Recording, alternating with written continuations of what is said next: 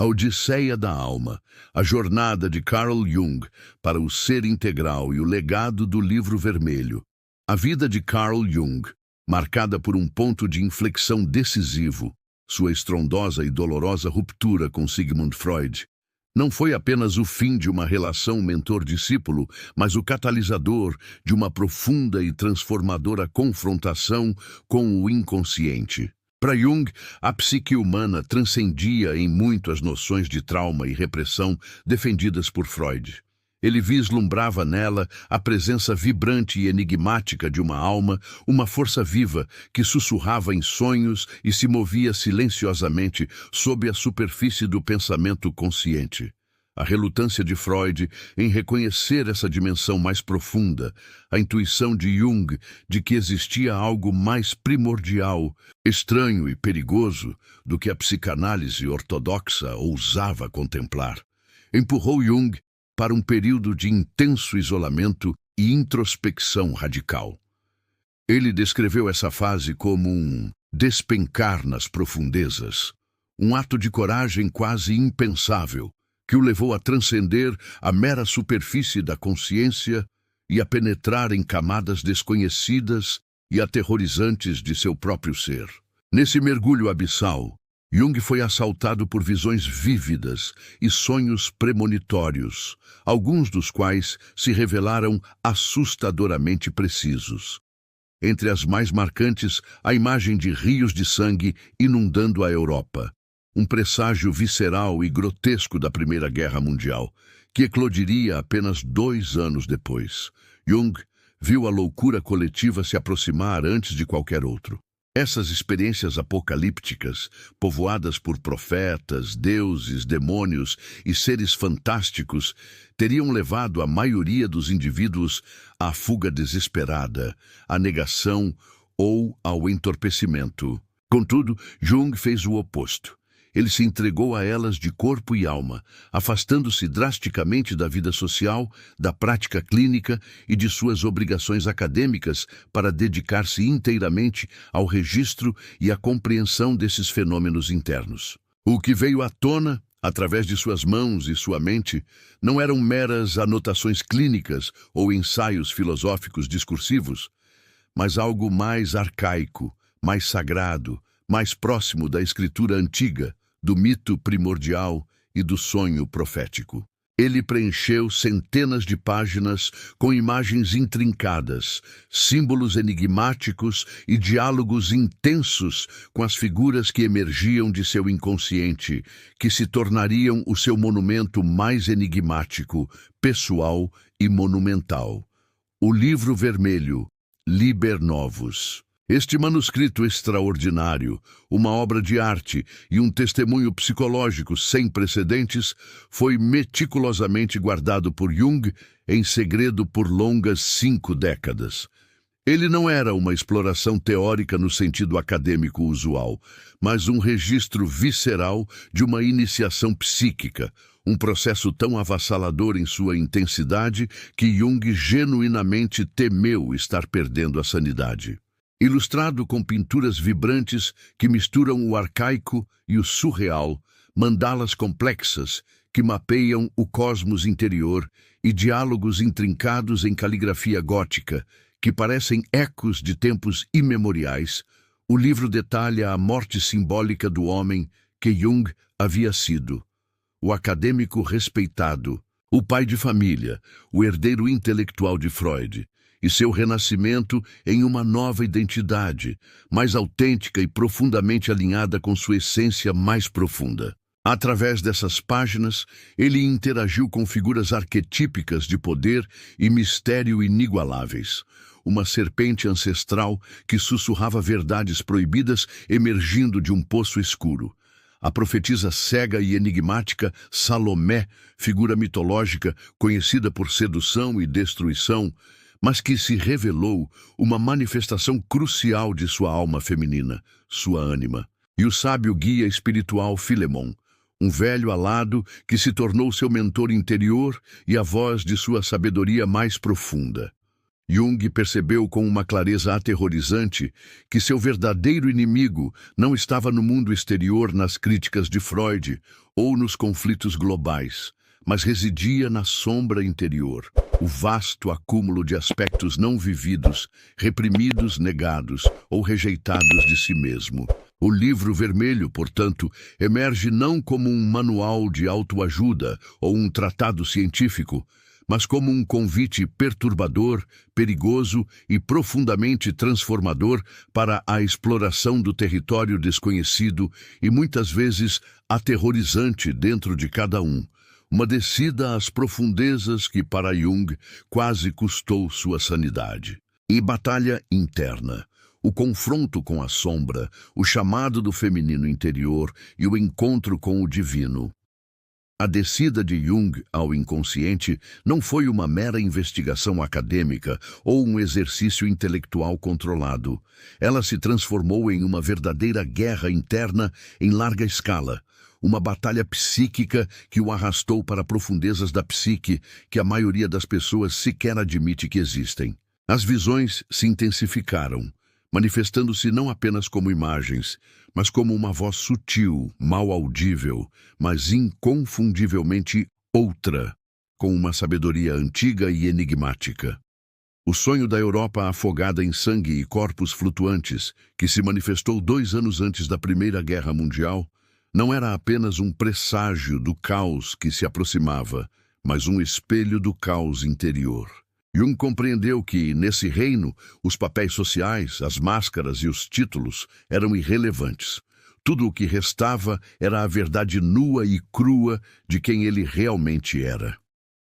Ele iniciou a prática da imaginação ativa, um método rigoroso de diálogo consciente com seu inconsciente. Diariamente, ele fechava os olhos, esperava e permitia que o mundo interior se desvelasse, registrando tudo com uma fidelidade quase obsessiva. Nesse processo, ele interagiu com figuras fantásticas e aterrorizantes. Uma serpente escarlate enrolada em uma coroa dourada, um homem morto em uma catedral que representava o espírito da terra, demônios risonhos em uma caverna. Essas não eram meras fantasias. Para Jung, eram realidades psíquicas profundas. Aos poucos, ele compreendeu que o inconsciente não era uma abstração, mas um lugar, um reino vivo, povoado por símbolos, arquétipos e energias dinâmicas. Quanto mais fundo ele ia, mais percebia a presença de partes de si mesmo que havia esquecido ou deliberadamente reprimido.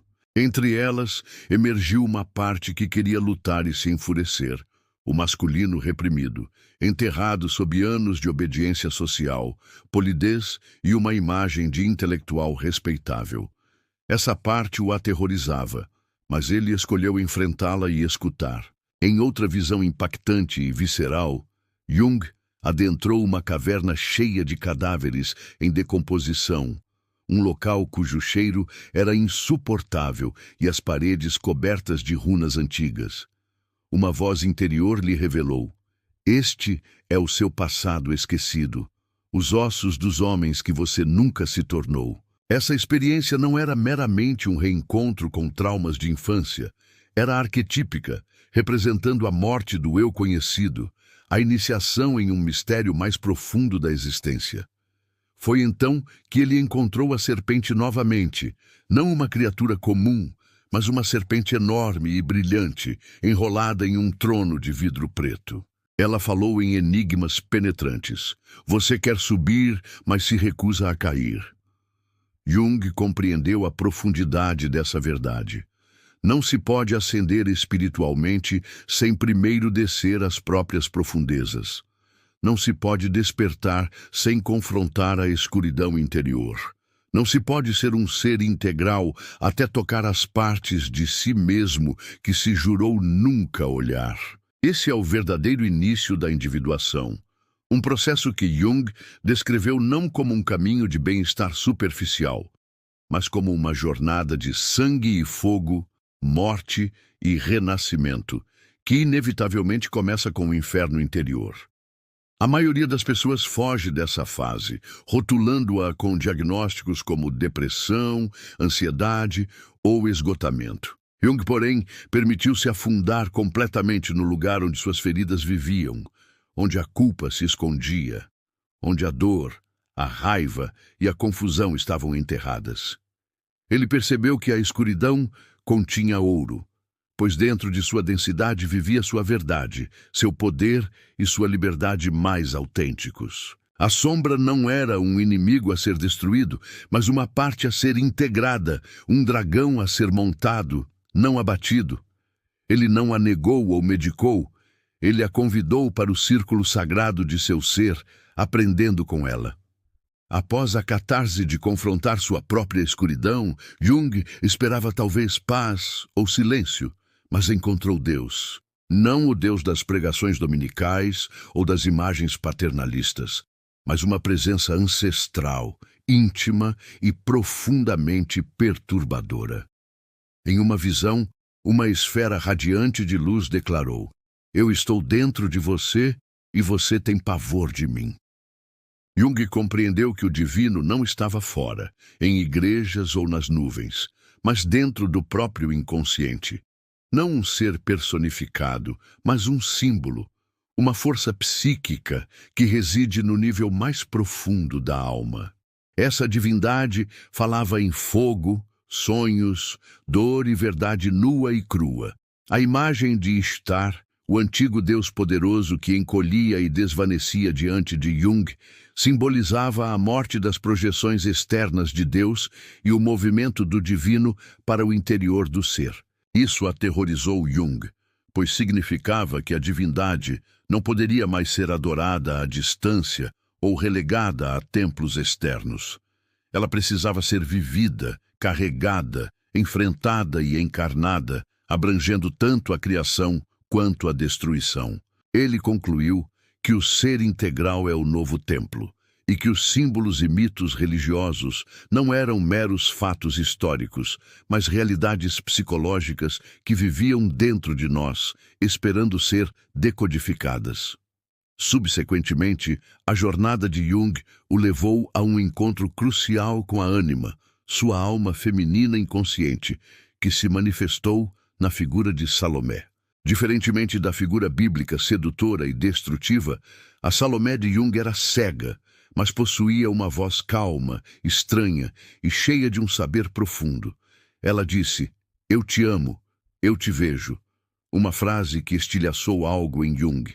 Salomé representava a emoção, a intuição, a entrega, o mistério e o caos, qualidades que Jung, em sua vida orientada pela lógica, pela ciência e pela ordem masculina, havia suprimido.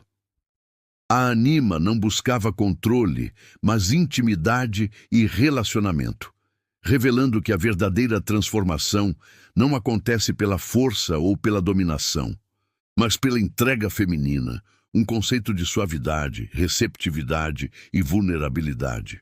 Ela ensinou a Jung que a alma não é uma posse a ser adquirida ou um troféu a ser conquistado, mas uma presença a ser sentida, encontrada através da gentileza e da aceitação da dor e do não saber.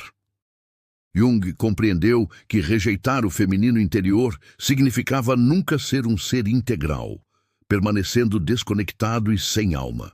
A sabedoria interior, a morte do ego e o despertar do verdadeiro eu. Aprofundando-se ainda mais em sua psique, Jung encontrou Philemon, uma figura guia que se tornou seu mentor interior e seu principal interlocutor no Livro Vermelho. Philemon, um homem alto com barba branca, um manto azul e asas de martim pescador, símbolo de conexão entre céu e terra, emergiu durante uma visão no jardim de Jung. Ele não provocava ou gritava como outras figuras, mas simplesmente sabia, possuindo uma sabedoria ancestral e profundamente fundamentada. Ele desafiou Jung, revelando que seus pensamentos não eram meramente produtos de seu ego consciente, mas emanavam da alma. Philemon atuou como uma bússola interna, comunicando-se através de paradoxos que desestabilizavam a lógica comum, como: Não tente se tornar luz, torne-se escuridão, até que sua luz brilhe a partir dela. Essa instrução crucial enfatizou a importância da integração da escuridão para a totalidade do ser. A partir de então, Jung passou a viver de maneira mais simbólica e intuitiva, expressando-se menos em teorias abstratas e mais em imagens e símbolos. Ele começou a pintar mandalas, círculos cheios de formas e símbolos, que Philemon descreveu como mapas do ser integral, não apenas decorações, mas ferramentas de orientação psíquica. Jung não adorava Philemon como um deus externo, mas o via como uma parte mais profunda, mais sábia e mais antiga de si mesmo, um aspecto do inconsciente coletivo que se manifestava para guiá-lo. Essa compreensão era central para a individuação. O processo não implicava fugir do ego, mas sim expandi-lo, transformá-lo até que pudesse conter todas as facetas do ser. A sombra, a centelha divina e o mestre interior, todos coexistindo em uma complexidade integrada. Philemon o lembrou de que a verdadeira sabedoria não vem de aprender algo novo, mas de recordar o que se esqueceu, de desvelar o conhecimento inato que reside na alma. Ele mostrou a Jung que a resposta para as grandes questões da vida e da existência já reside dentro de nós, esperando apenas ser ouvida e confiada. A etapa culminante e mais aterrorizante dessa jornada foi a morte do ego. Jung compreendeu que o ego, embora uma estrutura essencial para navegar no mundo e construir uma identidade funcional, era, em última análise, uma máscara, um avatar construído para a sobrevivência social. Para alcançar a plenitude e tornar-se um ser integral, ele precisava se despir, desapegar-se e, em última instância, sacrificar essa identidade construída. Em uma visão simbólica poderosa, ele encenou sua própria morte, subindo uma montanha para um trono de osso que, ao seu toque, desintegrou-se em pó.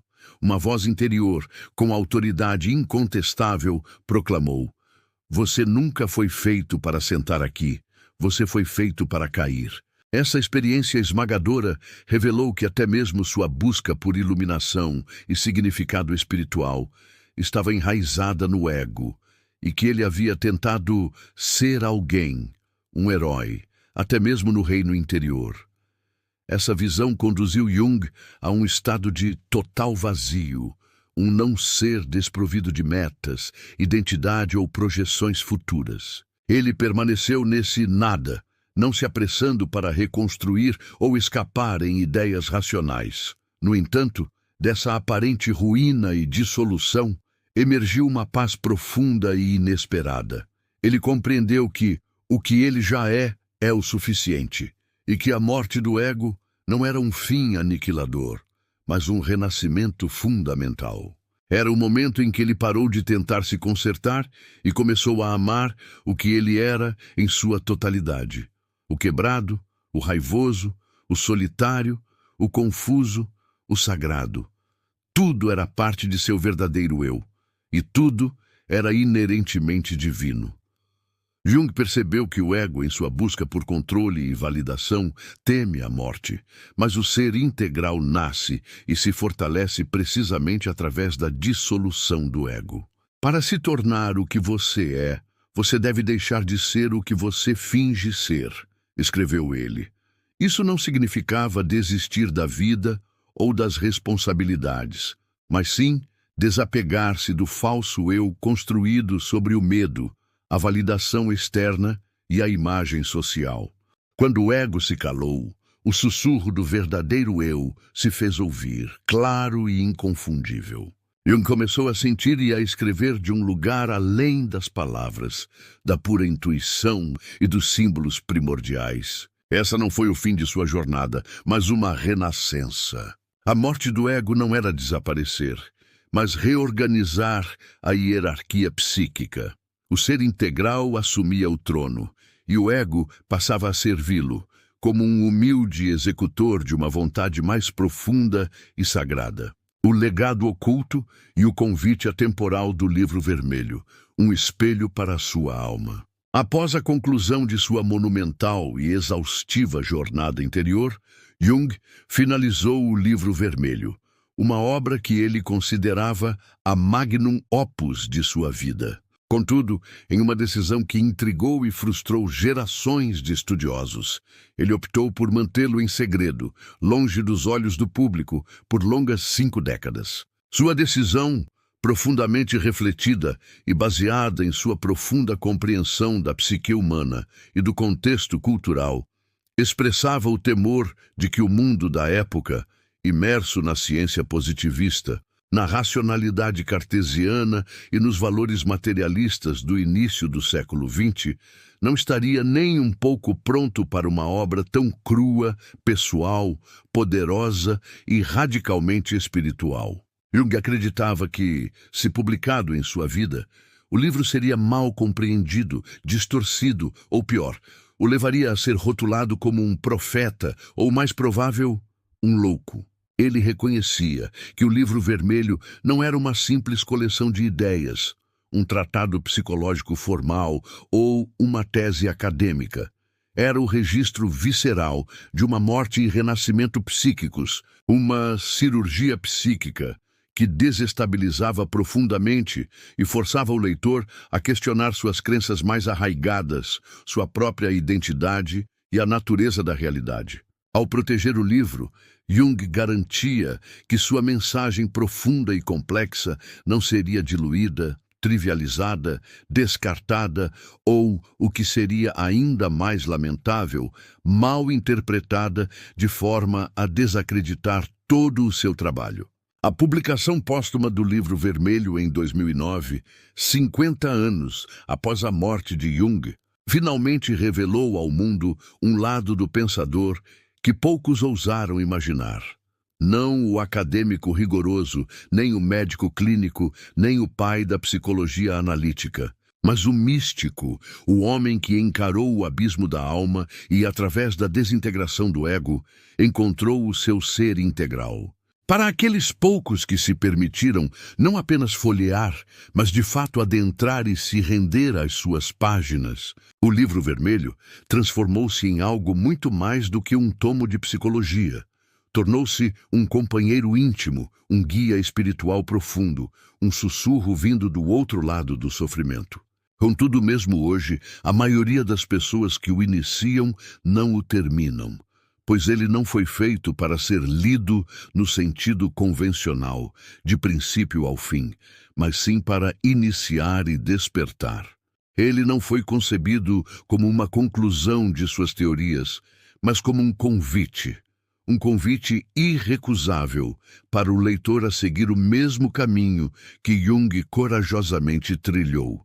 Cessar a pretensão, parar a busca incessante por validação externa e abandonar a performance de um papel social para finalmente voltar-se para dentro. Isso implica uma coragem imensa, confrontar as partes mais aterrorizantes de si mesmo, sentar-se com as visões mais perturbadoras, dialogar com a própria alma e, em última instância, experimentar uma morte metafórica do falso eu para renascer como a pessoa que se estava verdadeiramente destinado a ser. Jung não escreveu o Livro Vermelho para impressionar o mundo exterior ou para construir um legado. Ele o fez porque sentiu uma compulsão interna irresistível, porque algo em seu interior estava se quebrando e, a partir dessa quebra e dissolução, algo mais profundo e autêntico estava nascendo. A mensagem final e mais crucial da obra é que a alma está constantemente falando conosco. Não em linguagem lógica ou em palavras claras, mas através do desconforto persistente, dos sonhos enigmáticos, da ansiedade inexplicável e daquela inquietação silenciosa, ou dor quieta no peito, que sinaliza uma desconexão profunda com o seu verdadeiro eu. É exatamente nesse ponto, nessa percepção da inquietude interior, que o seu Livro Vermelho começa. Não em algum lugar distante como a Suíça ou em um passado distante, mas agora mesmo, no presente. Ele se manifesta nos momentos de quietude, entre as distrações incessantes da vida moderna, nas horas íntimas em que as máscaras sociais caem, e nas decisões cruciais que você tem adiado e que finalmente exigem uma honestidade radical consigo mesmo. O Livro Vermelho ensina, acima de tudo, uma lição fundamental e libertadora. Você não pode se tornar um ser integral até que declare guerra ao seu falso eu. Essa guerra não é travada com violência externa ou autopunição, mas com consciência, compaixão e presença. A obra demonstra que sua sombra não é um inimigo a ser combatido e erradicado, mas uma chave essencial para o seu poder mais autêntico. Que seus colapsos e momentos de crise não são falhas ou fracassos pessoais, mas convites para uma transformação profunda. E que seu anseio mais íntimo e persistente não é uma fraqueza, mas um mapa que aponta para o caminho de volta para casa, para a sua essência. O Livro Vermelho não quer que você seja perfeito. Ele quer que você seja real.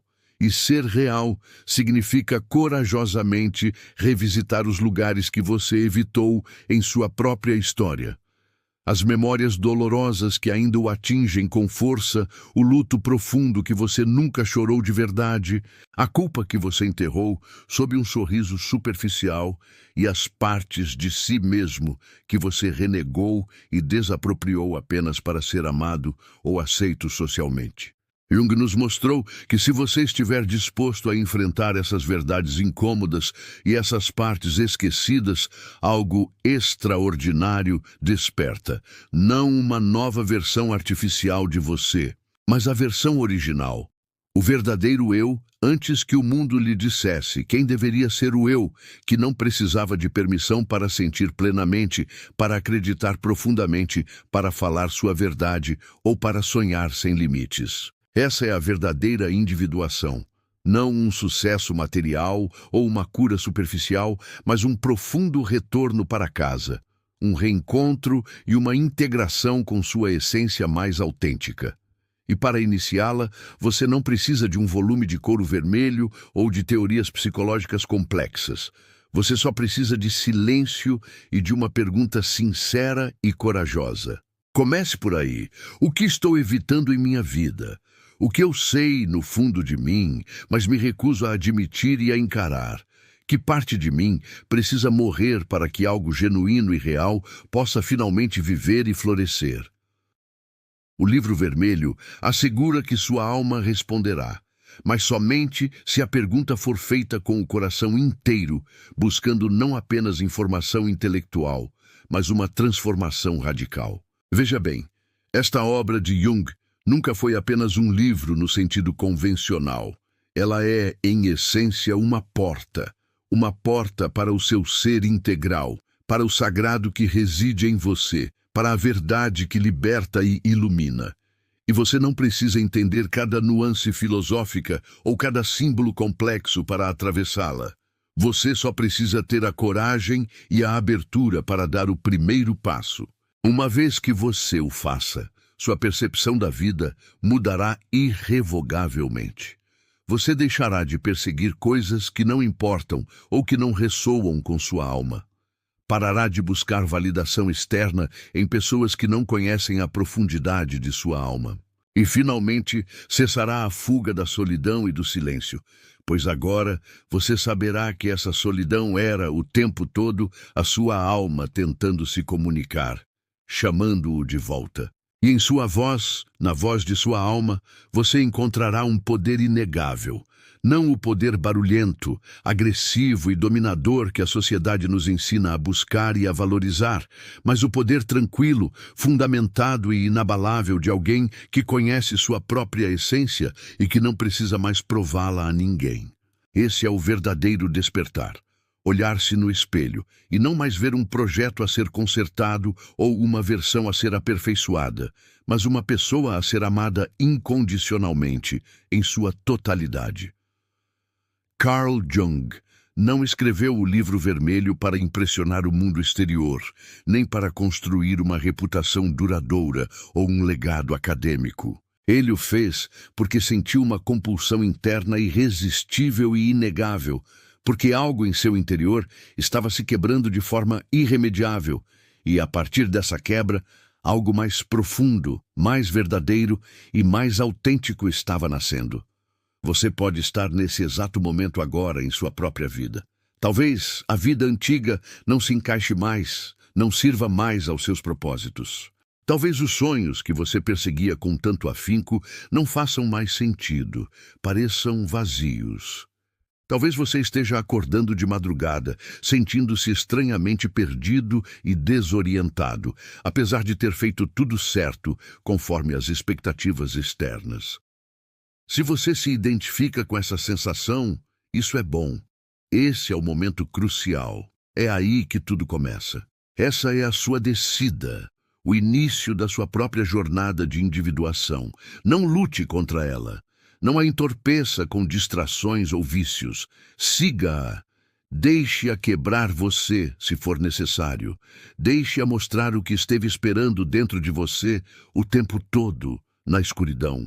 Porque além do medo, além do silêncio, além do ego, há alguém esperando. Você, o seu verdadeiro eu. E assim como Jung, você finalmente perceberá que nunca precisou ser alguém diferente do que é. Você apenas precisava retornar à sua essência, recordar sua verdade mais profunda e aprender a ouvir a voz de sua própria alma. E quando você fizer isso, seu próprio livro vermelho começará a ser escrito. Não pare por aqui. Se você gostou deste vídeo, temos muito mais conteúdo incrível esperando por você. Inscreva-se no canal para não perder nenhuma atualização e confira nossos outros vídeos para se aprofundar ainda mais nos temas que te interessam. Deixe seu like, compartilhe com seus amigos e deixe um comentário abaixo nos dizendo o que você achou. Sua participação é muito importante para nós.